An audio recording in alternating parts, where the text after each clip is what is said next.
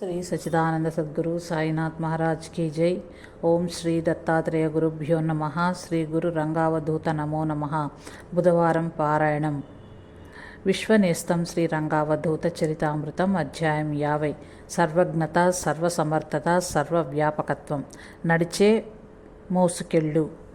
సుమన్ లాల్ మహారాష్ట్రంలోని నవాపూర్లో నివసిస్తుంటాడు. ఆయన శ్రీరంగావధూత భక్తుడు. తరచూ నారేశ్వర్ వచ్చి గురుదేవుల దర్శనం చేసుకునేవాడు. నారేశ్వర్, నవాపూర్ల మధ్య దూరం 180 కిలోమీటర్లు.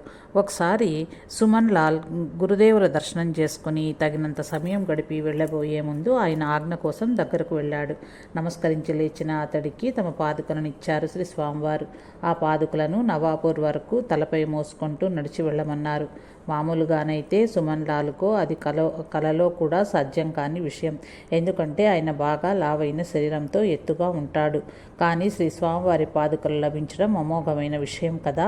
పైగా నామస్మరణ చేస్తూ తన ఊరికి తలపై మోస్తూ నడిచి వెళ్ళి నవాపూర్లో ప్రతిష్ఠించటం అపూర్వమైన వరం.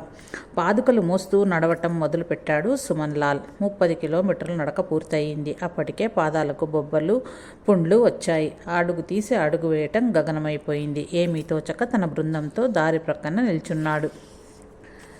కానీ గురుస్మరణ మానలేదు. ఇంతలో శ్రీరంగావధూత అక్కడికొచ్చారు. విషయం తెలుసుకున్నారు. వాహనంపై తీసుకెళ్లమంటారా అని సుమన్ లాల్ ధీరంగా చేసిన అభ్యర్థన శ్రీ స్వామివారు విన్నారు. కానీ సమాధానం ఇవ్వలేదు.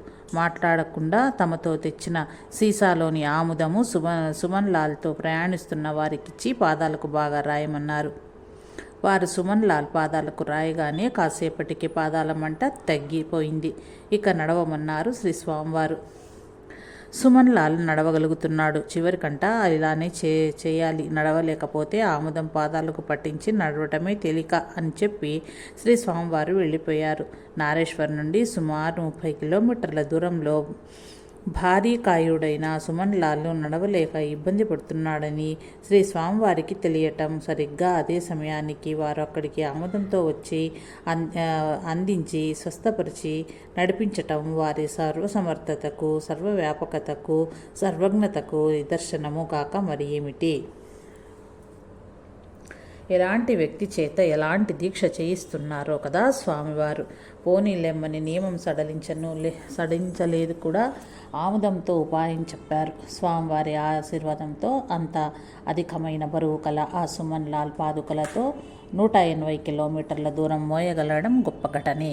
ఆ ఘటన సమర్థులు కదా మహాత్ములు. ఘటన సమర్థులు కదా మహాత్ములు.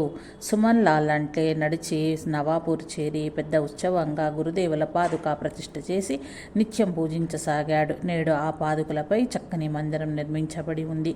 భక్తుల పాలిట కల్పవృక్షముగా శ్రీ స్వామివారి పాదుకా మందిరంగా నేడు విలసిల్లుతోంది. నమ్మిందెవరిని? ధ్యాన మందిరం నిర్మాణానికి ఇంకా 30,000 రూపాయల ధనం అవసరంగా ఉంది.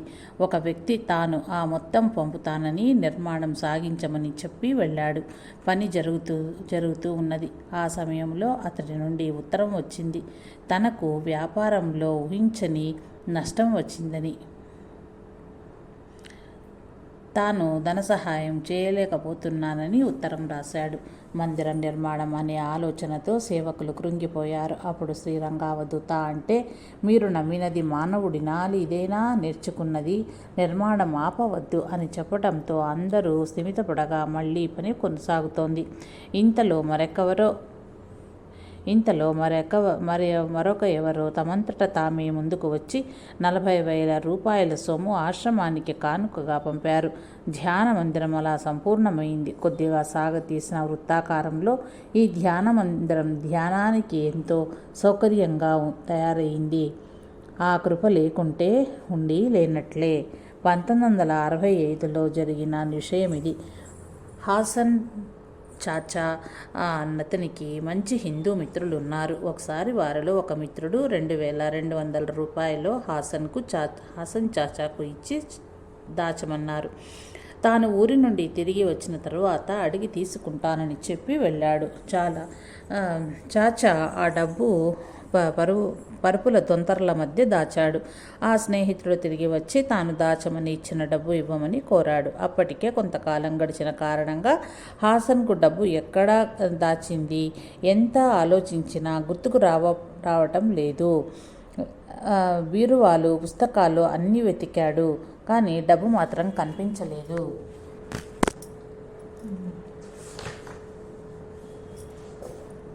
పర్వాలేదులే, 3 రోజుల తర్వాత కలుస్తాను, నెమ్మదిగా వెతికి పెట్టు అని వెళ్ళాడు ఆ స్నేహితుడు. అయినా హాసన్కు ఎంతకు గుర్తు రాలేదు. మరుసటి రోజు మరొక హిందూ మిత్రుడు నారేశ్వర్ వెళ్తూ హాసన్ను తోడరమన్నాడు. ఏమో, అక్కడికి వెళ్తే నీ సమస్య తీరవచ్చు, దిగులు అనవసరమని ఓదార్చి తనతో పాటు నారేశ్వర్ తీసుకెళ్ళాడు. ఇద్దరూ నారేశ్వర్ చేరారు. తాము పట్టుకెళ్లిన పదార్థాలు శ్రీ రంగావధూత ముందుంచి కూర్చున్నారు. ఆ సమయంలో శ్రీ స్వామివారు ఎవరికో ఏదో సూక్ష్మం వివరిస్తున్నారు. యథాలాపంగా వీరిద్దరు కూడా ఆ మాటలు వింటున్నారు.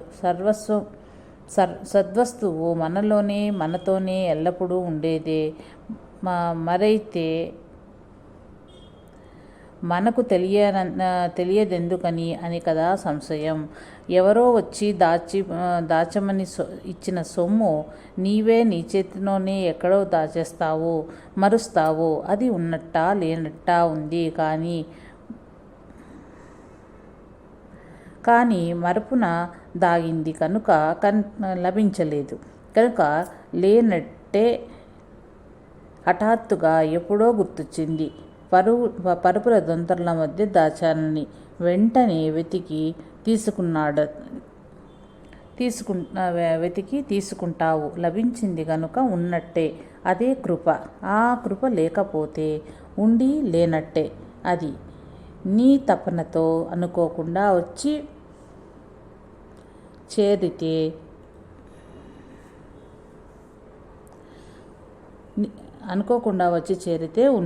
ఉన్నట్టే. ఉన్నది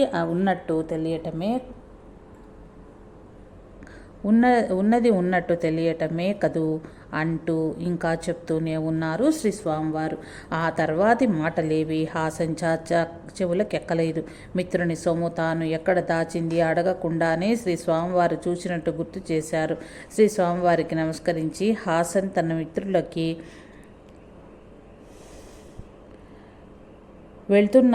వెళ్తున్నానని తల ఊపి చెప్పి వేగంగా ఇల్లు చేరాడు.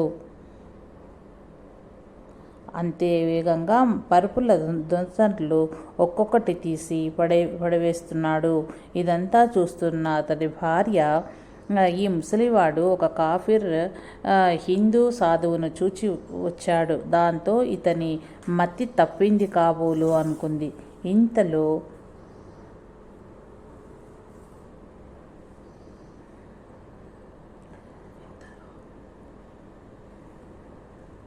ఇంతలో హాసన్కు దాచిన సొమ్ము దొరికింది. భార్యకు జరిగిన విషయం చెప్పాడు.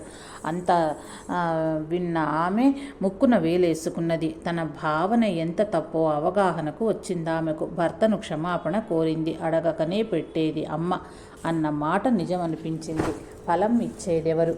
అనిల్ బాయి అరుణతడు బొంబాయి నివాసి. ఇంజనీరింగ్ పరీక్షలు రాశాడు. అందులో సివిల్ డ్రాయింగ్కు సంబంధించిన ప్రశ్నాపత్రానికి సమాధానంగా తను వ్రాసిన తీరు తనకు తృప్తిగా అనిపించలేదు. ఒకసారి బొంబాయి నుండి శ్రీ రంగావధూత వారి దర్శనానికి నారేశ్వర్ చేరాడు. కానీ శ్రీ స్వామివారు అక్కడ లేరు. భక్తులను అడిగితే బాప్జీ అజ్ఞాతంలో ఉన్నారు అని చెప్పారే గాని ఆ అజ్ఞాత స్థలం ఎక్కడో మాత్రం ఎవరూ చెప్పలేదు. శ్రీ స్వామివారు ఎక్కడ ఉన్నారో తెలిసే వరకు తను అక్కడి నుండి కదలడని అనిల్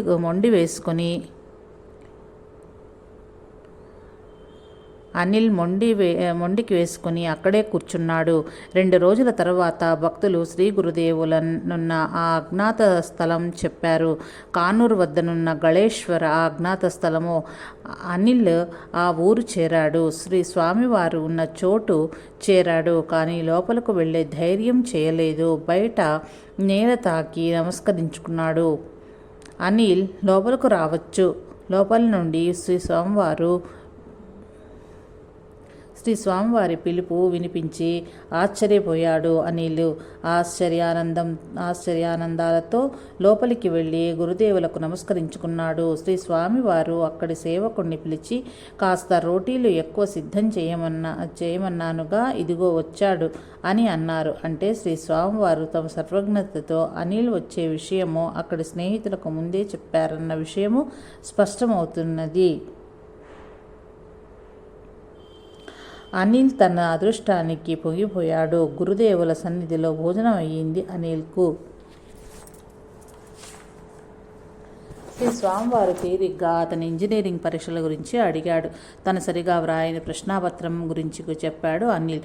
ఓహో అలాగా అన్నారు శ్రీ స్వామివారు. శ్రీ స్వామివారి దర్శనానంతరం అనిల్ బొంబాయి వెళ్ళిపోయాడు. ఇంజనీరింగ్ ఫలితాలు వచ్చిన తర్వాత చూస్తే తాను సరిగా వ్రాయని విభాగంలో మార్కులు బాగా రావటమే కాక మంచి మార్కులతో ప్రథమ శ్రేణిలో ఉత్తీర్ణుడయ్యాడు అనిల్. ఆ ఫలితం ఎవ్వరి ఆశీర్వాదమో అతనికి తెలుసు. మృత్యువు తప్పించి తన వాణిగా చేసుకుని ఈ ఘటన శ్రీ రంగావధూత యొక్క సర్వజ్ఞతను తెలుపుటయే కాక వారి ఆదేశమే ఆశీస్సులై దుష్కర్మ నిర్మూలనమై శ్రేయస్సు ప్రాప్తమొగట ఇక్కడ చూడగలము. పుండలీక్ స్మారధే అను అతడు వెల్దా అనే గ్రామానికి అధికారి. అతడు త్రాగుటకు బానిసయి ఎంతో తప్పు చేశాడు. అప్పుడు తీర్చలేని పరిస్థితిలో ఉన్నాడతడు. ఇంట్లోనూ బయట అందరి దృష్టిలోనూ చులకనయ్యాడు. పరిస్థితి విషమించింది. ఎవరికీ ముఖం చూపలేకున్నాడు. అట్టి పరిస్థితుల్లో చనిపోవడమే మార్గమని నిర్ణయించుకున్నాడు పుండలీక్. తపతి నదిలో దూకి ఆత్మహత్య చేసుకోవాలని నిర్ణయించుకొని ఇల్లు విడిచాడు. ధారేశ్వర్లోని శివమందిరం చేరాడు. ఆ రాత్రి అక్కడే నిద్రించాడు. ఆ మరుసటి రోజు నవాపూర్ చేరాడు. అక్కడి దత్తమందిరానికి వెళ్ళాడు. ఖేడ్గావ్ నారాయణ్ మహారాజ్ దర్శించిన దత్తమందిరం అది. దత్తమందిరంలో ఉన్న శ్రీ రంగావధూత ఫోటో చూచి ఎవరిని అక్కడి వారిని అడిగాడు పుండలీక్. ఆయన రంగావధూత అని నారేశ్వర్లో ఉంటున్నారని వాళ్ళు తెలిపారు. శ్రీ రంగావధూత స్వామి వారిని చూడటం అదే ప్రథమం. కానీ ఆ దర్శనం ఫోటో రూపంలో జరిగింది. శ్రీ స్వామివారిని చూడాలని అతడి మనసు ఆరాటపడింది. ఆ తర్వాత ఎవరి వద్దనో అప్పు చేసి నారేశ్వర్ చేరాడు పుండలీక్. శ్రీ రంగావధూతను దర్శించుకునేందుకు వరుసలో నిలిచాడు. తన వంతు రాగానే శ్రీ స్వామివారి దగ్గరకు చేరి నమస్కరించబోగా ఆయన పుండలీక్ చెంప చెళ్ళు అనిపించారు. ఏమోయ్, తాపీలో దూకి చావాలనుకున్నావెందుకు? ఇక మీదట మంచి దారిలో నడువు వెళ్ళు అని ఆదేశించారు గురుదేవులు. అంతే, పుండలీక్ దిగ్భ్రాంతుడయ్యాడు. తనకు తప్ప ఎవరికీ తెలియని రహస్యము శ్రీ స్వామివారికి ఎలా అంతే పుండలీక్ దిగ్భ్రాంతుడయ్యాడు. తనకు తప్ప ఎవరికీ తెలియని రహస్యం శ్రీ స్వామివారికి ఎలా తెలిసింది? ఆయన సర్వజ్ఞులని విశ్వసించాడా భక్తుడు? శ్రీ స్వామివారి ఆజ్ఞానుసారం పుండలీక్ సోన్గఢ్కు వెళ్ళారు. అప్పుడు అప్పు చేసిన డబ్బులో 700 రూపాయలతో అక్కడ ఒక స్థలం కొన్నాడు. అనతి కాలంలోని ఆ స్థలం విలువ కోట్లకు పెరిగింది. పుండలీక్ ధనవంతుడయ్యాడు. సోన్గఢ్లోనే స్థిరపడ్డాడు. తరచూ శ్రీ స్వామివారి దర్శనానికి నారేశ్వర్ వచ్చి వెళ్తూ ఉండేవాడు. ఒకసారి పుండలీక్ నారేశ్వర్ చేరి దత్తరూపం ఉన్న నాణాన్ని దాచుకుని శ్రీ గురుదేవులకు సాష్టాంగపడ్డాడు. నమస్కరించుకుని పైకి లేవగానే శ్రీ స్వామివారు, ఏమిటి వెనుక చేతిలో దాచావు? ఇలా తే అని అతడు దగ్గర ఉన్న నాణ్యం తీసుకుని మంత్రపూతం చేసి ఇస్తాను, పూజలో ఉంచుకో అని అలానే చేసి ఇచ్చారు. అతడు జీవితాంతము హాయిగా మనశ్శాంతిగా శ్రీ స్వామి వారిపై భక్తి ప్రపత్తులతో మెలిగి ధన్యతనందుకున్నాడు.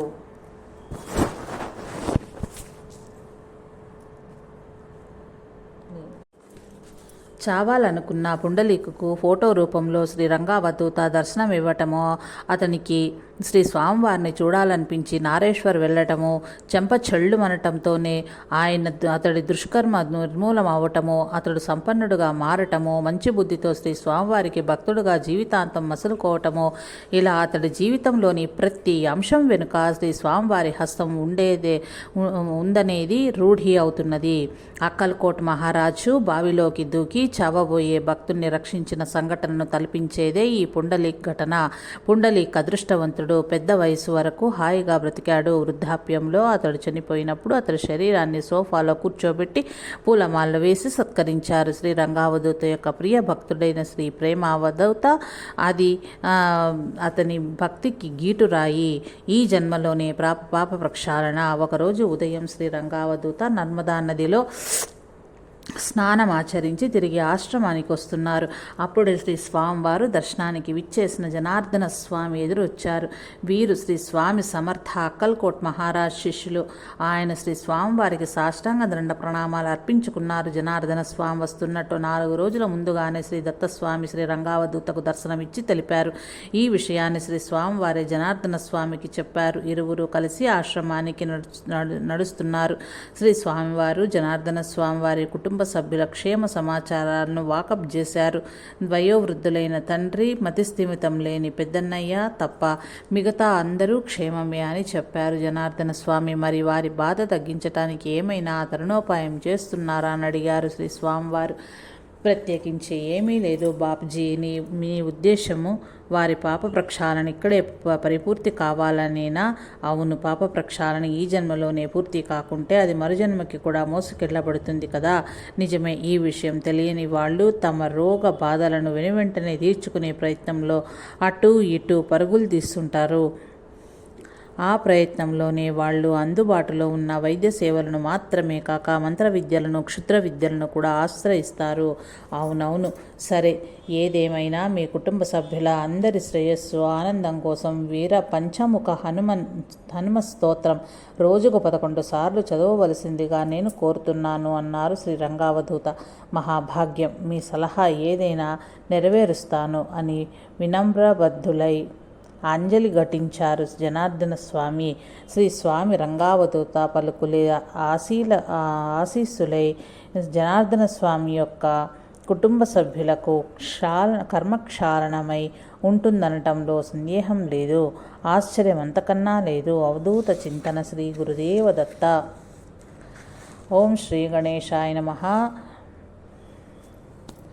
ఓం శ్రీ దత్తాత్రేయ గురుభ్యో నమః. శ్రీ గురు రంగావధూత నమో నమః. విశ్వనేస్తం శ్రీ రంగావధూత చరితామృతం. అధ్యాయం 51. సర్వజ్ఞత, సర్వసమర్థత, సర్వవ్యాపకత్వం. ఆందోళన వలదు. అక్కల్కోట స్వామి జీవిత చరిత్ర గుజరాతీ గ్రంథ రచయిత అయిన R.K. పతంకర్ ఒకసారి నారేశ్వర్ రావటం జరిగింది. తన గ్రంథ శ్రీ అక్కల్కోట స్వామి జీవిత చరిత్ర ముద్రణ సందర్భంగా శ్రీ రంగావధూత స్వామి వారి ఆశీర్వాదాలు తీసుకోవటానికి అతను నారేశ్వర్ వచ్చాడు. నారేశ్వర్ రావటానికి ముందు తన గ్రంథాన్ని అచ్చు వేయించేందుకు ఇతడు పలు విధాలుగా ప్రయత్నించి విఫలుడైనాడు. చివరికి అంతిమ ఆశగా శ్రీ స్వామివారిని దర్శించాలనుకుని గురుదేవుల సన్నిధికి చేరుకున్నాడు. అతడు నారేశ్వర్ వచ్చే సమయానికి చారిత్రాత్మకమైన వేప చెట్టు యొక్క గుమ్మటపు నీడలో శ్రీ స్వామివారు కూర్చుని ఉన్నారు. వారి పాదుకలు ఒక పళ్ళెరంలో ఉంచబడి వారి ముందే ఉన్నాయి. భక్తులు ఒకరి తర్వాత ఒకరుగా వచ్చి పాదుకలను పువ్వులు, దండలు, పూలమాలలు అర్పించి శ్రీ స్వామికి నమస్కరించుకొని వెళ్తున్నారు. ఒక చేతిలో తన పుస్తక చేతివ్రాత ప్రతిని పట్టుకుని ఆ భక్తుల వరుసలో నిలబడి ఉన్నాడు పతంకర్. చాలామంది భక్తులు పువ్వులను, పూలమాలలను తీసుకురావటం ఆయన గమనించారు. తన దగ్గర కాగితాలు దొంతర తప్ప మరేదీ లేదు. అలా తలంచి అతను పువ్వులు కొనటానికి ఆశ్రమం విడిచి బయటకు వెళ్ళాలనుకున్నాడు. కానీ దానివల్ల ఉన్న కాస్త సమయము అయిపోయి శ్రీ స్వామిని కలుసుకునే అవకాశం పోతుందేమోనని బాధపడుతూ వరుసలో నడుస్తున్నాడు పతంకర్. అకస్మాత్తుగా ఒక కార్యకర్త పంతంగారి వద్దకు వచ్చి అతని బాధని దూరం చేస్తూ, బాబ్జీ మిమ్మల్ని రమ్మంటున్నారు అని చెప్పాడు. ఆశ్చర్యచకితుడైన పంతంకర్ ఆ కార్యకర్త వెనుకనే వెళ్ళి నిమిషాల్లోనే శ్రీ స్వామి వారి ముందు నిలిచాడు. ఆనంద పరవశుడైన పంతంకర్ సాష్టాంగ దండ ప్రణామాలు చేసి తన దగ్గరనే కాగితాల దొంతరను శ్రీ స్వామివారి ముందు ఉంచాడు. దానిని చేతిలోకి తీసుకున్న శ్రీ స్వామివారు శ్రీ అక్కలకోట మహారాజ్ చిత్రపటాన్ని చూచి ఆ వ్రాతపతిని తమ నుదురుకు అత్తుకున్నారు.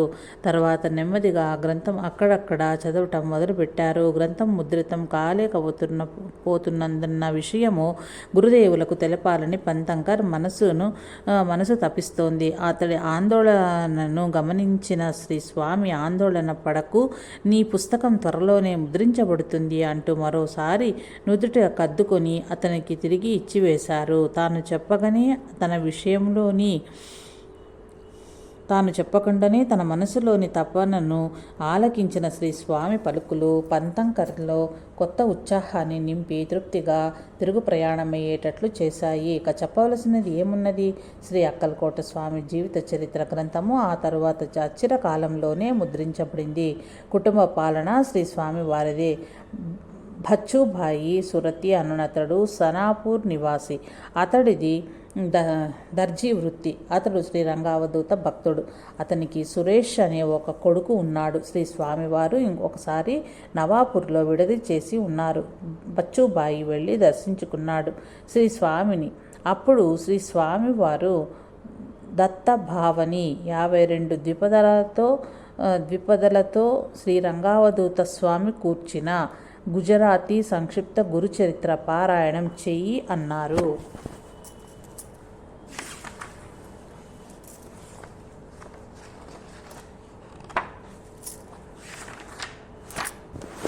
ఆ మాటలకు తిరిగేమున్నది? ఆ దర్జీ కూడి చదవటం మొదలుపెట్టి త్వరలో పారాయణం పూర్తి చేసి వదలకుండా చదివి కంఠతా పట్టాడు. శ్రీ స్వామివారు విస్తృతంగా వ్రాసిన శ్రీ గురు లీలామృతం గ్రంథాన్ని కూడా ఎన్నో పారాయణాలు పూర్తి చేశాడు. నవాపూర్ దత్తమందిరంలో ప్రతి గురువారం రాత్రి భజన చేసేవాడు. భజనలో తోడు ఎవరూ లేకున్నా ఒంటరిగానైనా చేసేవాడు. 3 సంవత్సరాలు గడిచాయి. ఆ తర్వాత నెమ్మదిగా గురువారం భజనకు భక్తులు బాగా రాసాగారు. బచ్చుబాయి కొడుకు సురేష్ గ్రాడ్యుయేషన్ పూర్తి చేశాడు. బ్యాంక్ ఉద్యోగానికి దరఖాస్తు చేసి పరీక్ష వ్రాసేందుకు చదువుకుంటూ సిద్ధమవుతున్నాడు. ఒకరోజు ఉదయంగానే గతంలో పరిచయం లేని ఒక వ్యక్తి సురేష్ దగ్గరకు వచ్చాడు. తన వద్దనున్న కాగితాల కట్ట అతనికిచ్చాడు. నీవు బ్యాంక్ పరీక్ష వ్రాయాలి కదా, ఇందులో దానికి సంబంధించిన ప్రశ్నలు సమాధానాలు ఉన్నాయి, మెటీరియల్ బాగా చదివి వెళ్ళు అని చెప్పి వెళ్ళిపోయాడు. సురేష్ బాగా చదివి పరీక్షకు వెళ్ళాడు. ఆశ్చర్యం! ఆ అపరిచితుడు ఇచ్చినదే అక్కడి ప్రశ్నాపత్రం. చక్కగా పరీక్ష వ్రాసాడు. పరీక్ష వ్రాసిన తర్వాత ఆ రోజంతా సురేష్ ఆ అపరిచితుని కొరకు చాలా వెతికాడు. అతడు కనిపించలేదు. త్వరలోనే అతడికి బ్యాంకు ఉద్యోగం రావటంతో ఆనందంగా జీవితం గడపసాగాడు. శ్రీ స్వామి వారే ఇలా ఏర్పాటు చేశారని అతని ప్రగాఢ విశ్వాసము.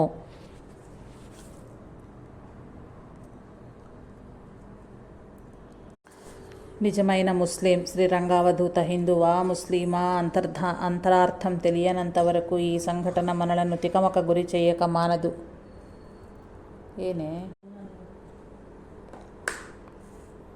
ఒక పర్యాయం శ్రీ రంగావధూత ముస్లిములు అధికంగా ఉన్న ఒక పట్టణంలో విడిది చేసి ఉన్నారు. శ్రీ స్వామివారికి వసతులు కల్పించిన వ్యక్తి పట్ల ఆ పట్టణ ప్రజలైన ముస్లింలకు సదభిప్రాయం లేదు. అతడి పట్ల గౌరవం కూడా లేదు. పైగా అతడంటే ఈర్ష్య ఉండటం వల్లనో ఏమో అతడిని ఆచారాలు పాటించని అనాగరికునిగా భావిస్తుంటారు. అక్కడే ఉండే శ్రీ స్వామివారి అనుయాయి ఒకరు, స్వామి మీకు ఆతిథ్యం ఇచ్చిన వ్యక్తి గొర్రెతోలు కప్పుకున్న తోడేలు, అలాంటి వాణ్ణి దగ్గరకు మీరు వెళ్ళటం శ్రేయస్సు కాదేమో అనగానే శ్రీ స్వామివారు మీరు మనలాంటి వాళ్లను వాళ్ళ దగ్గరకు వెళ్ళటానికి అంగీకరించకపోతే అలాంటి వాళ్ళు ఎలా సంస్కరించబడతారు అని ప్రశ్నతోనే తమ అభిప్రాయాన్ని వెలిబుచ్చారు. అలాంటి చెడ్డవాడు, ఆచరణహీనుడు వంటి వాణ్ణి కలుసుకోవటానికి వచ్చిన ఆ సాధువు ఇంకెంత అపఖ్యాతి కలిగి ఉన్నాడో అని స్థానిక ప్రజలు అపోహపడ్డారు. దీంతో స్వామివారికి వసతులు కల్పించిన వ్యక్తి శ్రీ స్వామివారి సందర్శన సమయంలో ఏవైనా అల్లర్లు జరుగుతాయేమోనని చాలా భయపడి ఆయుధాలుగా కర్రలు చేపట్టిన అంగరక్షకులను పిలిపిస్తాడు. పరిస్థితి గుర్తించిన శ్రీ స్వామివారు, నాయన, ఈ అవధూతను రక్షించడానికి భగవంతుడున్నాడు, ముందు ఆ ఆయుధ కర్రలను అంగరక్షకులను తొలగించు అని ఆదేశించారు. అక్కడి ముస్లింలు శ్రీ స్వామివారిని పరీక్షించాలని సరిగా కూడా నడవలేని ఒక పిచ్చి పట్టిన యువతిని ఆయన దగ్గరకు తీసుకువచ్చి, పూజ్య అవధూత స్వామి, దయచేసి ఈమెకు ఉన్న పిచ్చి నయం చేయగలరు అని లేని వినయాన్ని నటిస్తూ కోరారు. కేవలం శ్రీ స్వామివారిని అపహాస్యం చేయటం, అపఖ్యాతిల పాలు చేయటం వారి ఉద్దేశం. అప్పుడు శ్రీ రంగావధూత స్థిరచిత్తులై, నీతి ధర్మం గల సత్యవంతుడు, పవిత్రుడు, శుద్ధాత్ముడు అయిన ఒక ముస్లిం వ్యక్తి ఇంటి నుండి కొంచెం మంచినీరు తీసుకురండి అన్నారు. శ్రీ స్వామివారి మాటలకు అందరూ ఆశ్చర్యపోయి ఒకరి ముఖాలు ఒకరు చూచుకోసాగారు. సత్యధర్మాలతో పవిత్రుడుగా ఉండే ముస్లిం తమలో ఎవరున్నారా అని ఎవరికి వారికి ప్రశ్నార్థకమైనది. అటువంటి శుభలక్షణాలు తమకు లేవని పరోక్షంగా వాళ్ళు అంగీకరిస్తున్నట్లే. మరి ఎవరి నుండి సమాధానం రాకపోయేసరికి శ్రీ స్వామివారు, పర్లేదు, ఏ ముస్లిం నుండి అయినా, ఇంటి నుండి అయినా కొంచెం మంచినీళ్ళు తీసుకురండి అని చెప్పారు. ఎవరో గ్లాసులో మంచినీళ్ళు తీసుకొచ్చారు. శ్రీ స్వామివారు ఆ మంచినీటి గ్లాసును తీసుకుని దానిపైన అరచేతిని కప్పి ఇలా పలకసాగారు. ఓ దేవా, విశ్వ చైతన్య ప్రభు, దయాళు, నేను నిజమైన ముస్లిం అయితే ఈ యువతికి పిచ్చి నయం చేయండి అంటూ ప్రార్థన చేసి ఆ మంచినీటి గ్లాసు యువతికి ఇచ్చి త్రాగమన్నారు. ఆమె ఆ నీరు త్రాగింది. వెంటనే ఆమె పిచ్చి చేత్తో తీసివేసినట్లుగా స్వస్థురాలై తనకు తానే నడిచి ఇంటికి వెళ్ళటం అందరినీ మరింత ఆశ్చర్యానికి గురి చేసింది. శ్రీరంగావధూత హిందువా, ముస్లిమా? శ్రీ స్వామివారు పుట్టింది హిందూ బ్రాహ్మణ కుటుంబంలో. మరి ఈ ఘటనలో నేనే గనుక నిజమైన ముస్లింనైతే అన్నారు అంటే ఆయనేమైనా మతం మార్చుకున్నారా అని పొరపడకూడదు. ముస్లిం అంటే భగవంతుడిని విశ్వసించువాడు అని అర్థం. భగవంతుడిని విశ్వసించువాడు ఎలా ఉంటాడు? సత్యవాదిగా, ధర్మపరాయణుడిగా, పవిత్రుడిగా ఉంటూ దైవభక్తితో ఉండువాడే నిజమైన భగవత్ విశ్వాసి. మహమ్మదీయులలో భగవంతుడిని అనుసరించువాడినే, అట్టి నిజభక్తుడినే ముస్లిం అంటారని ఆ ముస్లింలకు శ్రీ స్వామివారు స్పష్టం చేస్తున్నారు. మహమ్మదీయులలో భగవంతుడిని అనుసరించువాడిని, అట్టి నిజభక్తుడిని ముస్లిం అంటారని ఆ ముస్లింలకు శ్రీ స్వామివారు స్పష్టం చేస్తున్నారు. నిజానికి హిందుత్వం అనేది కానీ, మహమ్మదీయత్వం అని కానీ, క్రైస్తవతత్వం అని కానీ, మరేదైనా కానీ ఏదో ప్రత్యేక దైవానికి మాత్రమే సంబంధించిన ఆపాదించాల్సిన విషయం కాదు. ఇవన్నీ అంతటా ఉన్న పరమాత్మను గుర్తించేందుకు సహకరించే మార్గాలు మాత్రమే. ఇవే గమ్యం కాదు. భగవత్తత్వంతో చేసే ప్రయాణానికి బాసటగా నిలిచేందుకు ఉద్దేశించబడినవే ఈ మతాలు. అంతేకాకుండా మన జీవన నడక, మన అంతరంగ తత్వము, మన భావాలు, ఆలోచనలు, పనులు, సంబంధాలు ఇత్యాదులు ఎలా ఉండాలో, ఎలా బ్రతకాలో స్పష్టపరిచేదే. ఏ మార్గమైనా ఒక్కో మార్గం ఒక్కో మతంగా భావన చేస్తున్నామే గాని నిజానికి మతమే మన గమ్యం కాదు. భగవంతుణ్ణి విశ్వసిస్తూ ఆయననే పరమావధిగా చేసుకుని మత సహనంతో అంతటా ఏకత్వాన్ని చూస్తూ జీవిస్తున్న వానినే నిజమైన హిందువుగా, నిజమైన క్రిస్టియన్గా, నిజమైన ముస్లింగా చెప్పవచ్చు. ఫలానా దారి రోడ్లో నడిస్తే మన ఇంటికి చేరుతాము. ఇక్కడ గమ్యం మన ఇల్లు. మనకు గమ్యమైన మన ఇంటికి చేరటానికి ఆ దారి సహకరిస్తుందే కానీ ఆ రోడ్డే మనకు గమ్యం అని ఎక్కడే తిష్ట వేసుకుని కూర్చోం కదా. అంటే ఈ మతాలు కానీ, దేవుళ్ళు కానీ, మరేదైనా కానీ మనకు మన పరమగమ్యమైన భగవత్ స్థితిని అందించేందుకు సహకరించేవే గాని అవే గమ్యం కాదు. ఈ విషయాన్ని ప్రతి సాధకుడు గుర్తించాలి. ఏ మతంలోని వారైనా కానీ పరిమిత భావనతో, మత విద్వేషాలతో, అసూయాది ద్వేషాలతో ఎవరికి వాళ్ళు స్వార్థపూరితులైనప్పుడు వాళ్లను మతభక్తులు అనాలే గాని దైవభక్తులు అనకూడదు. అట్టి మతభక్తుల కళ్ళు తెరిపించి నిజమైన దైవభక్తునిగా జీవించమని హెచ్చరిస్తున్నారు శ్రీ స్వామివారు. ఆ పట్టణంలో ఉన్న ముస్లిం మత భక్తులను సరి అయిన మార్గములో ఉంచేందుకు వారు స్వామివారికి తలపెట్టిన పరీక్షయే దోహదపడటం మరో విశేషం. శ్రీ తాజుద్దీన్ బాబా చరిత్రలోని ఒక సందర్భోచిత ఘటన ఇలా ఉన్నది. ఒకసారి నాగపూర్లో హిందూ ముస్లింల మధ్య మత ఘర్షణలు జరుగుచున్నాయి. ఆ సమయంలో ఒక ముస్లిం వ్యక్తి పరిగెత్తుకుంటూ శ్రీ తాజుద్దీన్ బాబా సన్నిధికి చేరి ఆయన కాళ్ల మీద పడి రక్షించమని వేడుకుంటాడు. అప్పుడు బాబా గారు, నిజమైన ముస్లిం ఎవరూ ఏమీ చేయలేరు అంటారు. భగవంతుణ్ణి విశ్వసిస్తూ సత్యమార్గంలో నడుస్తూ పవిత్రుడుగా ఉన్న భక్తుణ్ణి ముస్లిం అని మహమ్మదీయులకు బాబా గారు స్పష్టపరుస్తున్నారే గాని ఆ మతానికి సంబంధించిన వారిని ముస్లింగా చెప్పుకోవటం గమనార్హము. మర్చిపోయే మనసు కాదు. ఒకసారి శ్రీ రంగావధూత వేప చెట్టు క్రింద పరివేష్టించి ఉన్నారు. భక్తులు వరుసలలో నిలబడి తమ వంతు రాగానే శ్రీ స్వామివారిని దర్శించుకుని పూజనీయతతో ఆయనకు సాష్టాంగ దండ ప్రణామాలు అర్పించుకుంటున్నారు. ఆ సమయంలో ఒక భక్తుడు పూలమాల చేత పట్టుకుని ఆ వరుసలో నిలబడ్డాడు. తన వంతు రాగానే శ్రీ స్వామివారిని దర్శించుకుని నమస్కరించి పూలమాల సమర్పించుకుని, స్వామి నన్ను గుర్తుపట్టారా అని అడిగారు. శ్రీ స్వామివారు ఆ భక్తునిపై దృష్టి సారించి ఇలా అన్నారు. 15 ఏళ్ల క్రిందట వరుసగా 15 రోజుల పాటు పాదాలకు చెప్పులు లేకుండా నా కోసం నడిచి వచ్చి నాకు రొట్టెను అందించిన మనిషిని మర్చిపోయేంతటి కృతజ్ఞత లేనివాడిని కాను నేను అన్నారు. మహాత్ములకు సేవ చేసుకునే భాగ్యం శ్రీ స్వామివారే ప్రసాదించారని తలచి ఆ భక్తుడు మరోమారు గురుదేవులకు తన నమస్సులను అర్పించుకున్నాడు. సూరత్ పట్టణానికి దగ్గరగా ఉన్న మాండవి అనే చిన్న పట్టణంలో నివసిస్తుంటాడు ఆ భక్తుడు. ఒకసారి శ్రీరంగావధూత అక్కడి శివాలయంలో బస చేసి ఉన్నారు. ఆ భక్తునికి శ్రీ స్వామివారి గురించి అంతగా తెలియకపోయినా ఒక మహాత్మునిగా తలచి రోజు రొట్టె పాలు తీసుకువచ్చి ఆయనకు సమర్పించుకునేవాడు. కాళ్లకు చెప్పులు కూడా లేకుండా ఇంటి నుంచి రోజు వచ్చేవాడు. అలా 15 రోజుల పాటు సేవించుకున్నాడు. ఆ సేవా ఫలితంగానే తన జీవన క్రమంలో ఏ చీకు చింత లేకుండా మనశ్శాంతిగా కాలం గడుపుతున్న ఆ భక్తుడు ప్రథమంగా నారేశ్వరు వచ్చినప్పుడు పై విధమైన సంభాషణ జరిగింది. పరారైన క్షుద్రశక్తి. ఒకసారి శ్రీ రంగావధూత స్వామివారు హంఫేశ్వర్ అనే గ్రామంలో విడుదల చేసి ఉన్నారు. అక్కడక్కడ శ్రీ మగడ్ లాల్ పాండ్య అనే భక్తుడు వారి సేవలో ఉన్నాడు. ఆ ప్రాంతంలోని మరో భక్తుడు ప్రతిరోజు స్వామివారి కోసమని పాలు తీసుకొచ్చేవాడు. శ్రీ స్వామివారు త్రాగగా మిగిలినవి మగడ్ లాల్ ఇతర భక్తులు త్రాగుతుండేవారు. ఆ పాలు తెచ్చే భక్తుని ఊరు క్షుద్ర శక్తుల ప్రభావంలో ఉన్నది. శ్రీ స్వామివారికి ఆ విషయం చెప్పాడతడు. శ్రీ స్వామివారు అతన్ని 4 కొయ్య మేకులు తెమ్మన్నారు. అతడు తెచ్చి ఇచ్చాడు. మగడ్లాల్ను ఆ 4 కొయ్య మేకులపై గాలి ఊదమన్నారు శ్రీ స్వామివారు. నేను గాలి ఊదితే ఆ క్షుద్రశక్తులు వెళ్తాయా అన్నాడు మగడ్లాల్ వెటకారంగా.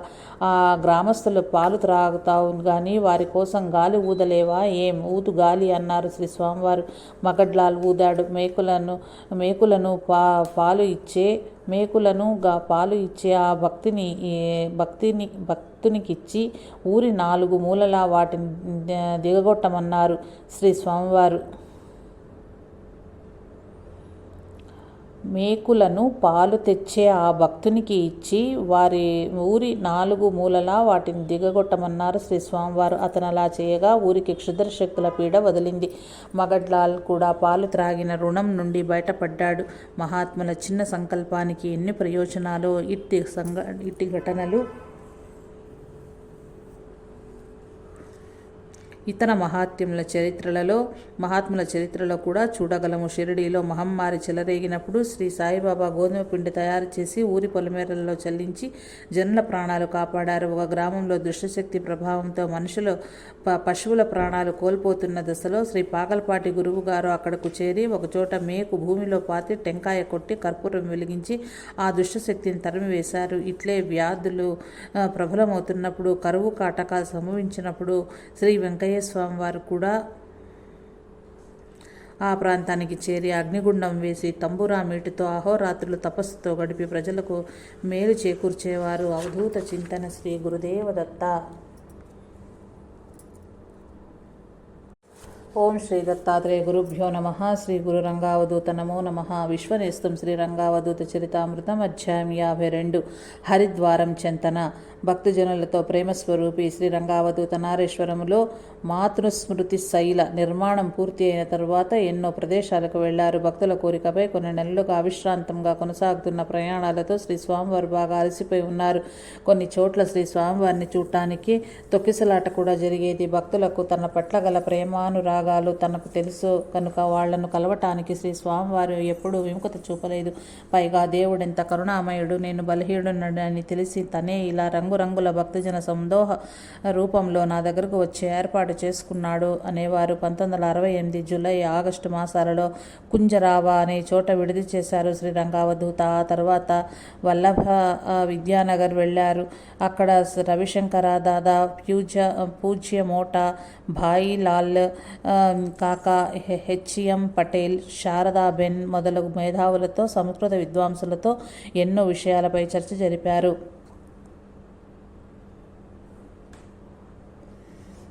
శ్రీ రంగావధూత పూజ్య మోటా మహారాజ్తో మాట్లాడుతూ, ముందుగా నేను బయలుదేరి వెళ్ళిపోతాను. నీకోసం స్థలం చూచి ఉంచుతాను. ఆ తర్వాత నువ్వు వద్దు గాని అని పరోక్షగా తాను శరీరం వదిలివేస్తున్న విషయాన్ని చూచాయగా బహిర్గతం చేశారు. భాయి లాల్ కాకాతో శ్రీ భర్తృహరి గురించి ఎంతో ఆహ్లాదంగా మాట్లాడారు శ్రీ స్వామివారు. ఒకచోట మాట్లాడాల్సిన విషయాన్ని ముందుగా వ్రాసుకుని వచ్చినప్పటికీ సంస్కృత విద్వాంసులతో సంస్కృతంలోనే మాట్లాడి శ్రీ స్వామివారు తాము వ్రాసుకుని వచ్చిన వ్రాత ప్రతిని తగులబెట్టారు.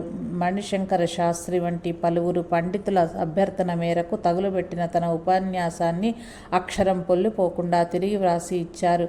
వారి జ్ఞాపక శక్తి అంత గొప్పది. గుజరాత్లోని బాకరోలా, గోపాలపుర వంటి మరికొన్ని ప్రాంతాలు తిరిగారు శ్రీ స్వామివారు.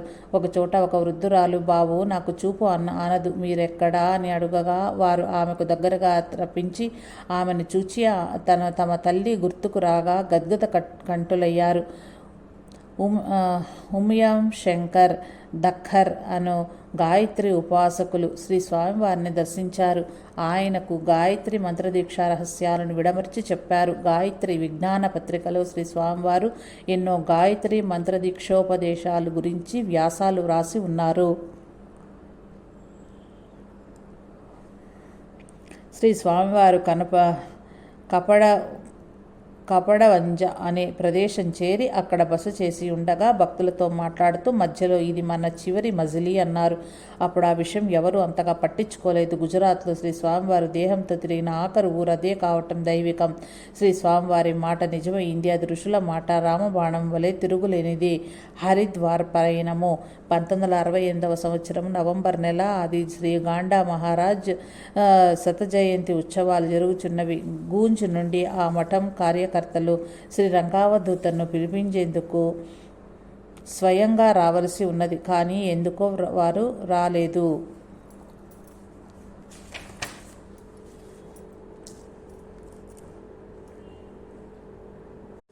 శ్రీ రంగావధూత లాభ పంచమి నాడు, అంటే దీపావళి తర్వాతి 5వ రోజు కపడవంజ్లో గడిపి అటు నుండి జైపూర్ వెళ్లారు. జైపూర్లో శ్రీ స్వామివారి 71వ జయంతి మహోత్సవం ముందుగానే ఆరంభమైంది. ఆ రోజు ప్రజలకు సందేశమిచ్చారు. భగవంతుని నామం స్మరిస్తూనే ఉండండి. సచ్చీలత మీ భూషణం కావాలి. అవే జనన మరణ చక్రబంధం నుండి విముక్తం చేసే దివ్యాస్త్రాలు. స్వార్థరహిత సేవకు సమయం కేటాయించండి. భగవంతునికి నచ్చే పనులు చేయండి. జీవితంలో నిజమైన ఆనందం పొందండి. ఇలా సాగింది ఆ సందేశం. కానీ శ్రీ రంగావధూత స్వామివారి చివరి సందేశం ఇదేనని ఎవరికీ తెలియదు. జైపూర్ నుండి శ్రీ స్వామివారు హరిద్వార్ పయనమయ్యారు.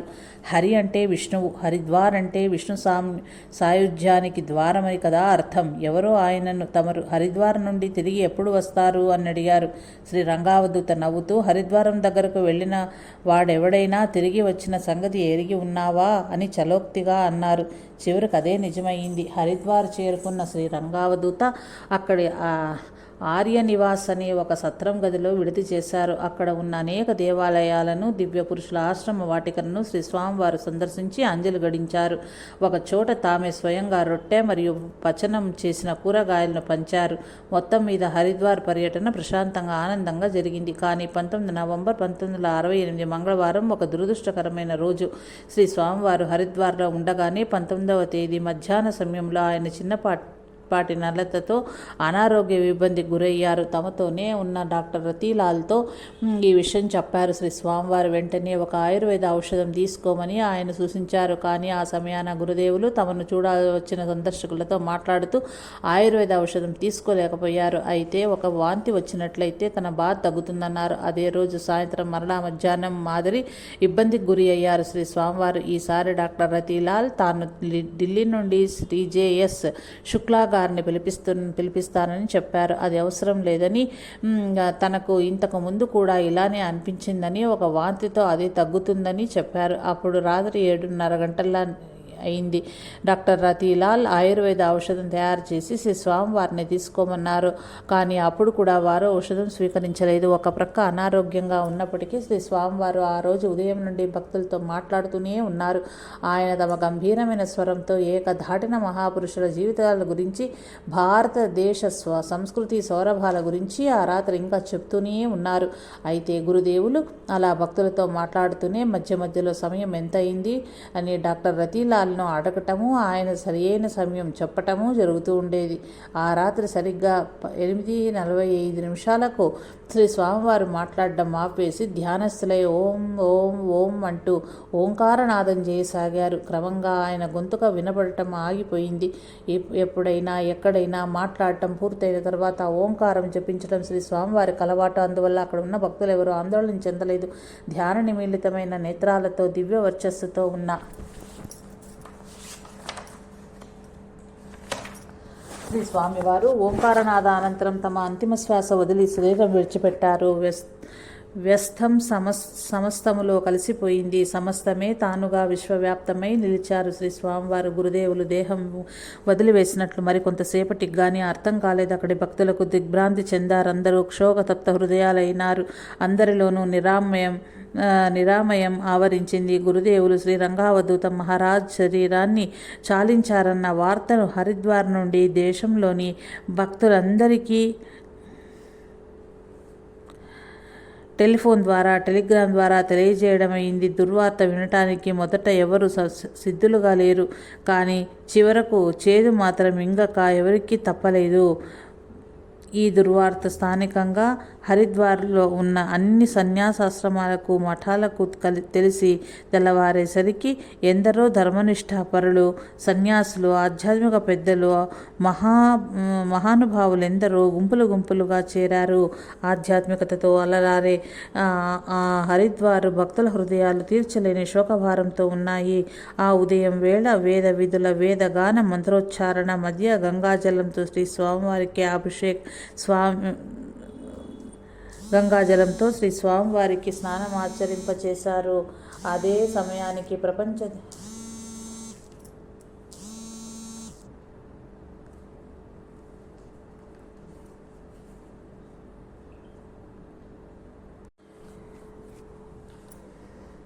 ఈ దుర్వార్త స్థానికంగా హరిద్వార్లో ఉన్న అన్ని సన్యాసాశ్రమాలకు, మఠాలకు తెలిసి తెల్లవారేసరికి 20వ తేదీ ఎందరో ధర్మనిష్ఠాపరులు, సన్యాసులు, ఆధ్యాత్మిక పెద్దలు, మహానుభావులెందరో గుంపులుగా చేరారు. ఆధ్యాత్మికతలో అలలారే ఆ హరిద్వార్ భక్తుల హృదయాలు తీర్చలేని శోకభారంతో ఉన్నాయి. ఆ ఉదయవేళ వేద విధుల వేదగాన మంత్రోచ్చారణల మధ్య గంగాజలంతో శ్రీ స్వామివారికి స్నానం ఆచరింపజేశారు. అదే సమయానికి ప్రపంచ దేశాలన్నింటికీ శ్రీ స్వామివారి దేహ విసర్జన వార్త ఆల్ ఇండియా రేడియో అందించింది. అనంతరం హరిద్వార్ నుండి ఢిల్లీ వరకు శ్రీ స్వామివారిని ప్రత్యేక వాహనం ద్వారా తీసుకువెళ్లారు. ఢిల్లీ నుండి ప్రత్యేక విమానంలో అహ్మదాబాద్ శ్రీ స్వామివారి భౌతిక దేహం తీసుకొచ్చారు. అహ్మదాబాద్ విమానాశ్రయంలో విమానం దిగే సమయానికి ఎంతోమంది భక్తులు విమానాశ్రయాన్ని చుట్టుముట్టి ఉన్నారు. చేస్తున్నారు. ప్రతి ఒక్కరూ శ్రీ స్వామివారిని దర్శించాలని ఆందోళన చెందుతున్నారు. భక్త జనావళిని కొంతైనా శాంతపరచడం కోసం పువ్వులతో నింపబడి శ్రీ స్వామివారిని తీసుకెళ్తున్న మోటారు వాహనం విమానాశ్రయం చుట్టూ 3 సార్లు తిరిగి తర్వాత నారేశ్వరం దిక్కుగా పరుగులు తీసింది. ఆ వెనుకనే ఎంతో మంది భక్తులు తమ తమ వాహనాలతో అనుసరించారు. మార్గమధ్యంలో పలు చోట్ల భక్తులు ఎదురేగి తన అశ్రు నయనాలతో శ్రీ స్వామివారిపై పూలు చల్లుతూ ఏడవసాగారు. చివరకు నారేశ్వర్ చేరేసరికి చీకట్లు అలుముకున్నాయి. ఎందరో మహాత్ములు, సాధువులు, ప్రముఖులు, వేలాది భక్తులు ఎందరో అప్పటికే ముందుగా నారేశ్వర్ చేరి ఉన్నారు. అందరూ తట్టుకోలేని దుఃఖభారంతో ఉన్నారు. కొందరు భగవద్గీత పారాయణం చేస్తుండగా మరికొందరు భక్తి గీతాలాపన చేస్తున్నారు. కొందరు కన్నీరు మున్నీరుగా ఏడుస్తున్నారు. కొందరు స్థాణువుల్లా మూగపోయి ఉన్నారు.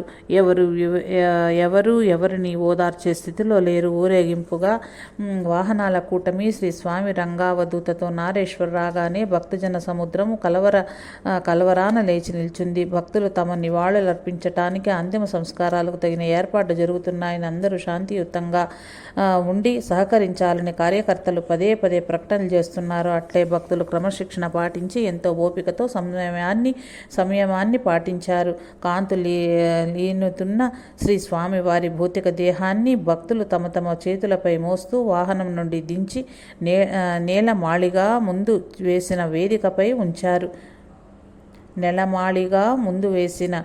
వేదికపై ఉంచారు. ఆ సమయాన గణేష్పురి, మహారాష్ట్ర నుండి వచ్చిన పరమాచార్య శ్రీ ముక్తానంద శ్రీ స్వామివారి దేహంపై పుష్పమాలను ఉంచారు.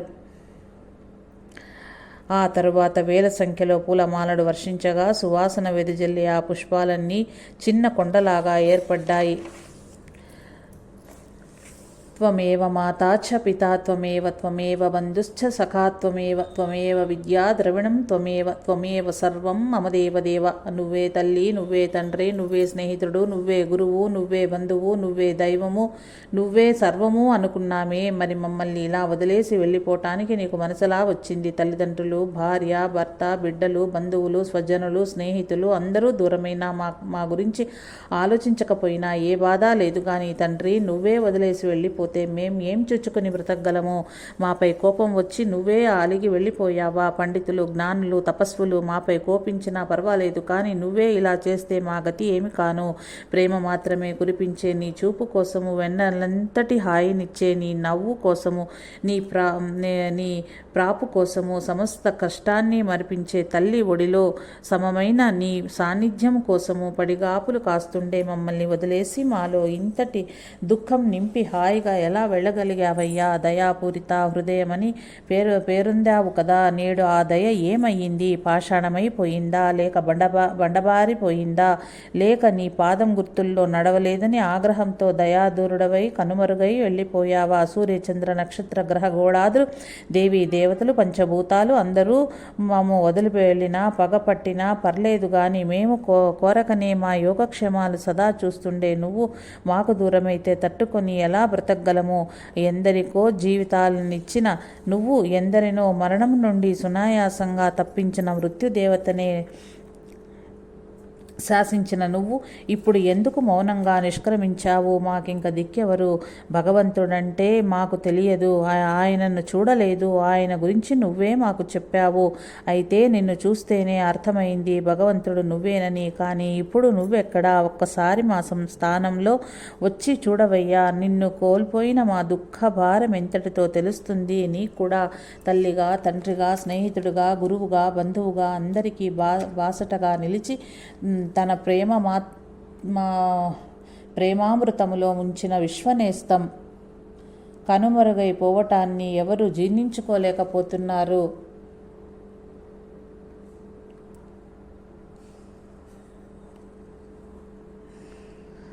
చుట్టుప్రక్కల పల్లె జనాలకు స్వచ్ఛమైన ప్రేమను పంచిన ఆ కరుణామూర్తి నేడు లేకుండా పోయారన్న విషయాన్ని తట్టుకోలేక ఆడ, మగ, చిన్న, పెద్ద తేడా లేకుండా అందరూ తాగని కన్నీటితో పూల మధ్య పవళించిన ఆ మూర్తిని చూస్తూ విలవలలాడిపోతున్నారు. అంతిమ సంస్కారాలకు ఏర్పాట్లు జరుగుతున్నాయి. శ్రీ స్వామివారికి చివరిసారిగా స్నానం చేయించేందుకు ఆశ్రమం నుండి నర్మదా నదీ తీరానికి శ్రీ స్వామివారి దేహాన్ని చేతుల మీదుగా తీసుకెళ్తున్నారు భక్తులు. అలా తీసుకెళ్లేటప్పుడు దారిలో ఇరువైపులా భక్తులు బారులు తీరి నిలబడి నాడు శ్రీ స్వామివారి వ్రాసి అందించిన గీతాలను బరువెక్కిన హృదయాలతో ఆలపించసాగారు. మంత్రోచ్చారణల మధ్య శ్రీ స్వామివారి దేహానికి నర్మదా నదిలో స్నానం ఆచరింపచేసి ఆశ్రమానికి తీసుకొచ్చారు. నర్మదామాత తన బిడ్డ దేహాన్ని కడసారి సృజించి మౌనంగా సాగిపోతోంది. గంధపు చక్రతో కూర్చిన చితిపై శ్రీ స్వామివారి శరీరాన్ని చేర్చారు. ఆగరు, చందనాది సుగంధ ద్రవ్యాలు, కర్పూరము, నెయ్యి వంటి హవక ద్రవ్యాలు చితిపై ఉంచారు. వేద ఘోష సాగుతుండగా చితికి నిప్పు అంటించబడింది. శ్రీ స్వామివారిని ఆవరిస్తున్న బంగారు వన్య అగ్ని జ్వాలాలు చూపరులకు ఆనందాన్ని ఇవ్వలేకపోయాయి. చితితో పేర్చిన అగరు సుగంధ ద్రవ్యాల సువాసనలు కూడా ఎవరికీ ఉత్సాహాన్ని ఇవ్వలేకపోయాయి. అశ్రుధారలు చెక్కిళ్ళు తడుపుతూ నేలరాలుతూ ఉన్నాయి. అసాధారణమైన నిశ్శబ్దం ఆ ప్రాంతమంతా ఆవరించింది. శ్రీ స్వామివారి భౌతిక దేహం అగ్నిదేవునకు అర్పించబడిన చోటని ఆలయం నిర్మించబడింది. అదే రంగమందిరం. అమృతలాల్ మూడి అనే అనుయాయి రంగావధూత గురించి, వారి సుగుణాల గురించి ఇలా చెప్పారు. ఘోటక బ్రహ్మచారి అయిన సుఖదేవుని ముఖవర్చస్సు, క్షత్రియ తేజస్సు కలిగిన బ్రహ్మవర్చస్సు, వశిష్ఠుని తేజస్సు, స్వచ్ఛమైన నిష్ఠామూర్తి అయిన విశ్వామిత్రుని స్థిమితం, అచలము అనితర సాధ్యము అయిన హనుమంతుని సేవ, జ్ఞానేశ్వర మహారాజ్ వంటి జ్ఞాన సంపత్తి, ఆదిశంకరుల అభేద్యమైన మేధో గరిమ, ధ్రువుని అకుంఠిత భక్తి, కృష్ణుని సహజ రక్షా దక్షత, యాజ్ఞవల్కుని నిబిడమైన జ్ఞాన సంపద, వ్యాస భగవానుని అపార జ్ఞాన పరావరం, జనకుని నిరపేక్షాభావం ఇవన్నీ కలిసి బాప్జీ శ్రీ శ్రీ శ్రీ రంగావధూత. అన్నింటికన్నా విచిత్రం, శ్రీ స్వామివారు జన్మించింది 21 నవంబర్ 1898 సంవత్సరం.